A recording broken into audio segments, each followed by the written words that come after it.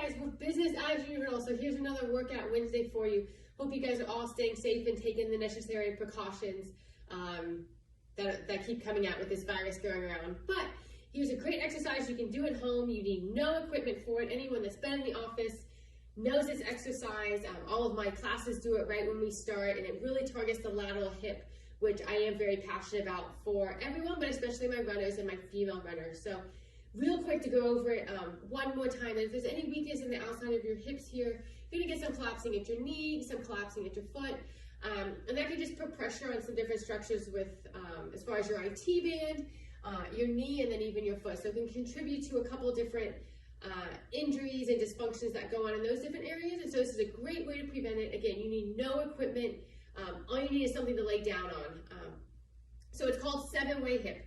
Now, I first saw this from a Nike trainer just on YouTube, and I was like, oh, let's give this a try.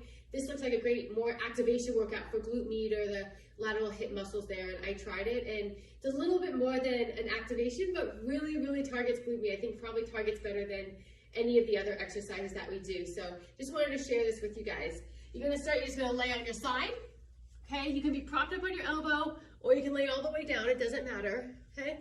This bottom knee could be straight or bent, again, doesn't matter. The top leg you're gonna keep straight, and you're actually gonna rotate it down, and I want the rotation to come from your hips, not your foot. So a lot of people have a tendency to just move their foot, so you rotate that whole hip down. It's just a little bit, there's not a lot of movement that way. So rotate that hip down a little bit. So there's 7 different directions we're gonna do. This first one is just lifting your leg up, maybe about 24 inches or so, and back down. So you're gonna do that 10 times.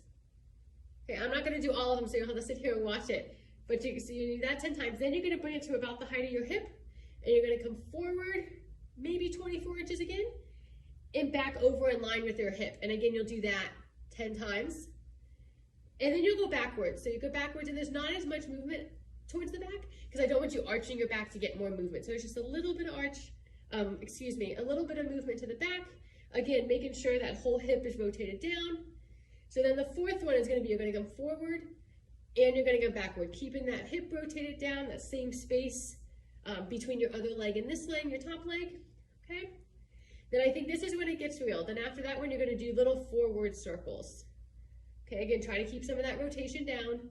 After doing that 10 times, you're gonna go backwards 10 times, okay? And then the very last one is a bicycle. So you're gonna bend your knee forward and then straighten it back out. Again, keeping that same distance, try to keep that hip rotate a little bit. This one is a little harder to keep it rotated, but just do as much as you can. So that's 7-way hips. Start off with doing 10 of each of those. Progress up to 15. I don't think you need to do more than 15, and trying to make it through all of those without having to take a break in between. But if you're just starting out, taking a break as you need to is fine, because you really will start to feel the burn in that lateral hip there. So give that one a try, and let me know what you guys think. Try to get this in a couple days a week. Before your strength session is when I have all my runners in here do it, but if you wanted to make it burn a little bit more, doing it at the end after you're already a little fatigued can really add a little something to it. So let me know if you have any questions about this one, and tag your favorite runner to do this.